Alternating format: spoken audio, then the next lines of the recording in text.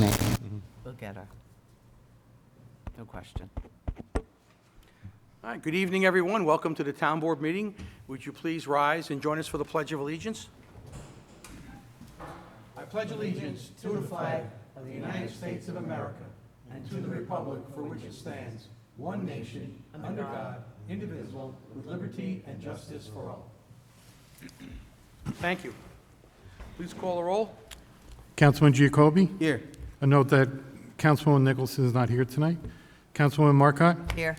Councilman Marcocha? Here. Supervisor Calavita? Here. Good evening, everyone. Thank you for joining us. We have our first opportunity to address the board on a specific agenda-related item. Moving forward, we have a personnel appointment. We have a recreation leader, and Dawn Donovan has sent a memo out respectfully requesting the probationary appointment of Daniel George of Tuckahoe, New York, to the full-time position of recreation leader, grade 5, step 7, schedule 3, at the annual salary of $61,521 and a stipend of $5,000, effective June 21st, 2024. Daniel has successfully passed the civil service exam, and his name appears on the Westchester County Civil Service list, 68387, first on the list. If approved, he will be required to serve a probationary period, which will run not less than 12 weeks and not more than 52 weeks. The appointment is contingent upon the successful completion of the background investigation and pre-employment testing, and funds have been provided for in the 2024 budget. Someone care to make a motion to appoint Daniel George to the full-time position of rec leader, grade 5, step 7, schedule 3, at the amounts previously mentioned? So moved? Second. Thank you. Please call the roll. Councilman Giacobbe? Aye. Councilwoman Marcotte? Aye. Councilman Marcocha? Aye. Supervisor Calavita? Aye. Next, we have approval of the minutes of the May 16th and the May 21st board meetings. Any proposed modifications or amendments? No, there being none, someone care to make a motion to approve same as submitted? So moved. Second. Please call the roll. Councilman Giacobbe? Aye. Councilwoman Marcotte? Aye. Councilman Marcocha? Aye. Supervisor Calavita? Aye. Next, we have reports of departments, boards, and commissions. Law Department report, Mr. Rader. Yes, good evening. First, I have a resolution authorizing the approval of an application for a fireworks event permit submitted by Celebration Fireworks, Inc., to be held on Friday, June 21st, 2024. Yeah, this will be up at Lake Isle, and we were trying to coordinate with July 4th and all, and between special events there and not being able to secure a firework company, reputable firework company at the time, everyone opted for the June 21st, 2024 date. So I believe that's a Friday, June 21st, at the club. It'll be quite spectacular. We're very, very excited about that. So pull up a chair in the lot, around the lot, or in the Eskenazi lot, and enjoy the show. So I'll make the motion to approve that and ask for a second, please. Second. Please call the roll. Councilman Giacobbe? Aye. Councilwoman Marcotte? Aye. Councilman Marcocha? Aye. Supervisor Calavita? Aye. Next, we have correspondence agenda of memorandum from the controller on personnel appointments, and these are predominantly lifeguards, thank heavens, at Lake Isle. You know, if you're a young person and you have a certification for life-saving and you need employment for the summer, we are anxiously hiring. And I think we're going to have enough coverage. George has worked very hard to secure spots, but we could always use more lifeguards because people leave after a while. Sometimes we can get more people in. Kids go to school early, especially if they're going to school down south. School starts early, so we're always in need for lifeguards. So if you could, please let us know. Anyway, with that being said, someone can make a motion and a second? I'll make a motion. Second. Thank you, Sheila. Aye. Please call the roll. Councilman Giacobbe? Aye. Councilwoman Marcotte? Aye. Councilman Marcocha? Aye. Supervisor Calavita? Aye. Next is a memorandum from the controller regarding designated depositories and authorized signatures, and we're going to add Customers Bank of Rybrook, New York, to our list of depositaries. And I'll make the motion on this and ask for a second, please. I'll second it. All right, please call the roll. Councilman Giacobbe? Aye. Councilwoman Marcotte? Aye. Councilman Marcocha? Supervisor Calavita? Aye. Similar memorandum for the controller updating our investment policy and permitting us to invest with an option with Customers Bank, which we just added up to the sum of $50 million, which we should be so lucky if we have $50 million to put in there. Anyway, I'll make the motion. Ask for a second, please. Second. Please call the roll. Councilman Giacobbe? Aye. Councilwoman Marcotte? Aye. Councilman Marcocha? Aye. Supervisor Calavita? Aye. Next, we have a memorandum from the Lake Isle General Manager regarding the golf course irrigation renovation change orders, and we have two minor change orders here on this rather significant job. The first pertains to rock removal in the amount of $17,132, and the second is from Z-pipe installation for $95,6124, for a total of $26,693.24. And the project is literally 99% done, and they've done a great job, and I was very impressed in my ride around the course that I thought the course was going to look like the final scene of Caddyshack, all blown up and holes everywhere and torn up turf, but they did a great job getting everything back as quickly as possible, and it really looks great. I got to tell you, I was very impressed with them. So anyway, with that being said, would someone care to make a motion on these two small change orders? So moved. Second. Please call the roll. Councilman Giacobbe? Aye. Councilwoman Marcotte? Aye. Councilman Marcocha? Aye. Supervisor Colavito? Aye. There being no miscellaneous business, that moves us to council member reports. Councilman Marcocha? Thank you, Supervisor. Just very briefly, I want to remind everyone to register for Lake Isle Country Club. We've had some really beautiful weather. I know that we've had some lines there, but go over, register. It's going to be a great season, whether you want to play golf, tennis, or go to the pool. And I know our superintendent is here, George Papamitro, tonight. I know he's been really busy, not only with registrations, but also with all the improvements that we're making there. So I want to thank him for all the effort he puts in all year round there. The golf course looks beautiful, but the entire club is just spectacular. So I encourage everyone to go out to register and to enjoy themselves this summer. And that concludes my report. Thank you. Councilwoman Marcotte? Thank you, Supervisor. Just a couple of things for the Village of Tuckahoe. Now that summer is here, the trolley season is going to resume, and that runs every Friday. There are, I think, 14 spots throughout the village. Even comes into the town. It goes to Stop and Shop, sort of makes a loop down from Fisher and Route 22 and Columbus Avenue. If you don't use it, it's free. It's a great resource to use in the village. So again, that's going to be starting on June 6th, and it runs every Friday throughout the summer. I also want to report on the Tuckahoe Beautification Committee. I know we spoke about it at our last meeting. I talked about their geraniums that were for sale. It's a great fundraiser for the Beautification Committee. I'm happy to report that all of the geraniums sold, which is wonderful and good news. So I want to thank you if you bought one, or if you bought two, that's fantastic. Also in the Village of Tuckahoe, the Farmers Market is back every Saturday. It is in Depot Square. It'll be there until the fall. And every Tuesday, starting, I think, next week from 6 to 9 p.m. in the Main Street Park, they're turning the tennis courts into pickleball courts. So it's pickleball open play every Tuesday from 6 to 9 p.m. So if you're an avid pickleball player, we invite you to go down to Tuckahoe to the Main Street Park and try your hand at pickleball. And I also want to announce that for the first time, Tuckahoe is putting together, or will have the ability, I should say, for residents to be able to pay their taxes online. That's a new feature for them. It certainly makes life easier for many people. They brought in a new company. I know in doing so, I know my phone rang off the hook, and probably Luigi's as well. They sent out duplicate tax notices. So if you live in the village and you got a duplicate tax notice, do not fare. You don't have to pay it. Your bank is going to pay it. Obviously, you're going to pay it, but the bank will pay it for you. And that should be up and running by next week, with details on the village website, I believe by this Friday, so that's something to look forward to. For the village of Bronxville on June 18th, in Village Hall, in front of Village Hall, I should say, the County Mobile Passport will be on site from 10 to 1. Their farmers market is back. That will be every Sunday in Bronxville until Thanksgiving. I also want to mention that June 25th, there is a Democratic primary. There is voting in the town of Eastchester, the Village of Tuckahoe. All of the poll sites are open. If you are interested in early voting begins 9 days prior, so it will start on June 15th, and it runs right through to June 23rd. Again, it's a Democratic primary. There are congressional races. There's a countywide DA race. So if you're a Democrat and you'd like to participate, you must be registered in that party to vote in that primary, either in early voting or on the 25th.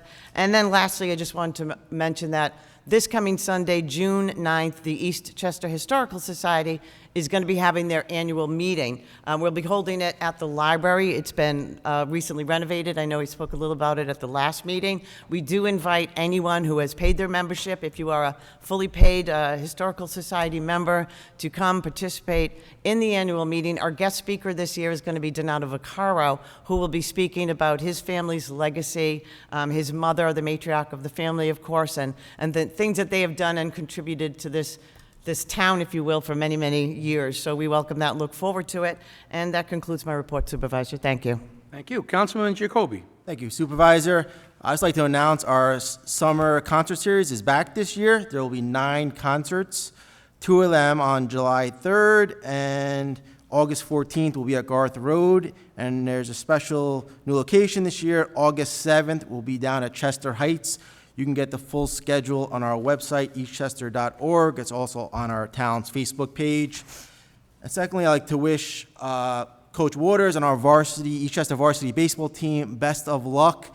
Since our last board meeting on May 24th, the varsity team won the Section 1 Class AA championship for the first time since 2005 against Fox Lane, bringing the Dom Cecere Trophy back home. On June 1st, they won the Class AA regional final against Wallkill, 7-2, advancing to the state semifinals. So the Eastchester High School team is one of 4 teams left in the state. So this Friday, June 7th, they're playing in the state semifinals way upstate against Bethlehem Central. And there will be a live stream so residents can watch the game from home. That will be sent out by the school district, and we'll even post it around later in the week when that's available. That concludes my report. Thank you. Wish them a lot of luck.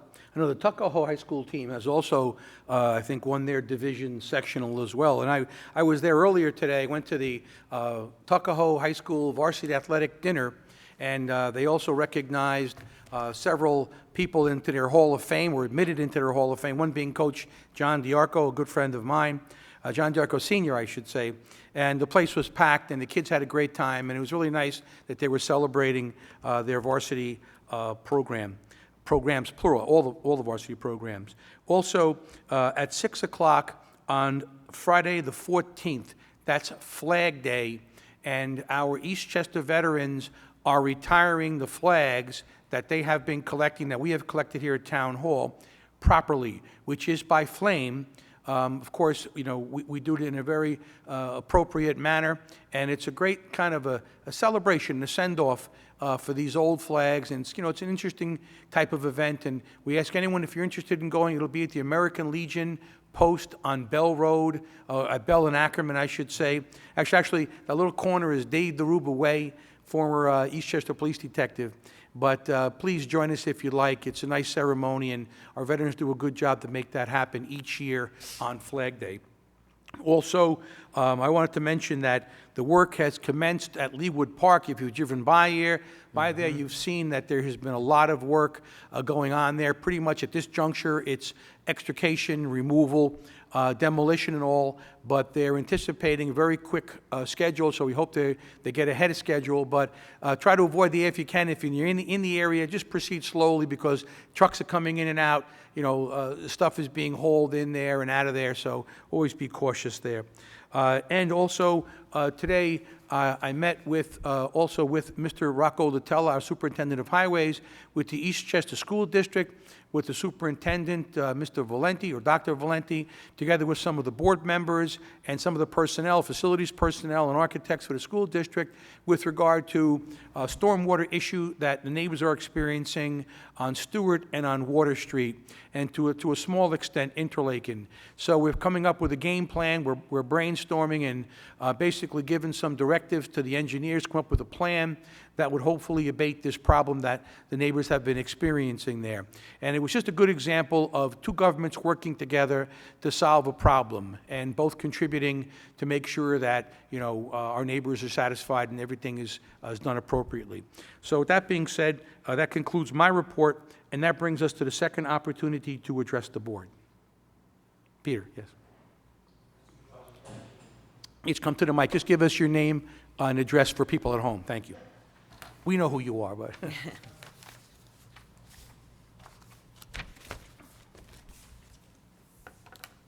Hi, I'm Peter LaCalamita. I live at 2 Brassy Road. my home backs up onto Leewood Park there. So I was just curious, Supervisor, if you can elaborate on the lighting plan for Leewood Park, because when you had the preliminary meetings with the people in the town to talk about the plan and gave us the architectural drawings, it didn't really indicate that there would be 32 lights spread across the property. And also, I believe in those meetings, we talked about the fact that that facility will be closed at dusk. So I was wondering if you could elaborate on the lighting plan there. Sure. Well, the lighting plan was not created until after we had the conceptual plan, which is what we had a meeting on. And I think we kind of distilled it all down to what everybody thought would be the best use of the property. And the engineers then did a light plan, which was based singularly on whatever, code requirements you're supposed to have. Like, for example, based upon the distances between the lights and based upon the, type of facilities you have there, there's a plan, a lighting plan. And they put in what they thought was the appropriate number along the pathway, like a bulk of them are along that pathway going from Cross Hill to Leewood. But then in between, where you have, the pathways and the playground, those have to be illuminated for liability purposes. So, I think what we'll do is probably get them installed, and what we could do is just see how it works out. I mean, we can always remove a light. We can always put a band on a light. Like at Town Hall in the back here, some of the neighbors are complaining that, the new lights were reflecting onto their backyards. So, there's all these light manufacturers now make these attachments that, stop the light from heading in a single direction. Also, these are, most of them I think are more security than anything. So it's just basically to make sure the place is safe. And even though the park closes at dusk, still people are going to be there wrapping up their stuff, and we got to be careful about that. And the parking lot, I know, was always illuminated all the time. But we can certainly look at that, and, I could speak with Misters Anthony Zano and Anthony Oliveri and see if they can, do something differently. And they'll do it because it's the best time to do it is right now because, they're just in the middle of buying this stuff now. So now would be the time to look. I can have them look at it, but I think sometimes the best practice is get it up there and see, what it's like. This is not like field lighting. This is just security lighting on decorative poles. So I don't see it being, terribly burdensome. The pickleball courts, the tennis courts, everything is not illuminated for play or use. It's only illuminated on the pathways for security and liability purposes. For what period of time? The entire night? I'm not sure what they're set at, but we'll find out. I'll check with them and see what they could go off, at 2 a.m., 11 a.m., 11 p.m., whatever the case might be. But I know that generally you want to have a few lights on just for security. And also, when the cops drive by the location, they want to be able to see inside the park and make sure there's no kids hanging around, fooling around, like we used to have issues back in the woods there, So we'll come with some balance at some point. But I'll check with the engineers before they do any installation to see if there's anything differently they can do.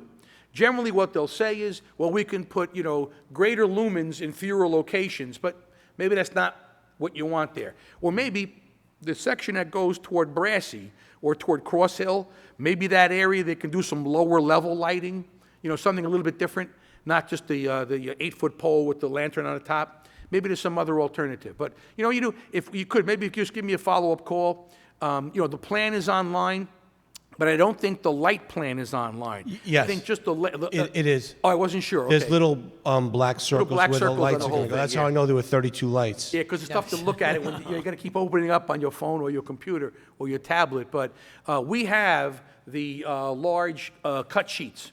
So, you're always welcome to come to the office and get a look at them. But I will reach out to the architects, the engineers, and see what they can do, if anything. Because, we want to make sure that everybody's happy and that, it's safe and illuminated properly. But, we don't want to blind anybody either, Right. Luckily, you got a nice forest behind your house there, so it's, you're in a better shape than some that are there. It's degrading, but we'll see. Yeah. But thanks for addressing the problem. concern, Supervisor. Anytime, Peter, no problem. We'll speak. Anyone else? No? Okay. Someone care to make a motion to adjourn? So moved. All in favor? Aye. Aye, thank you.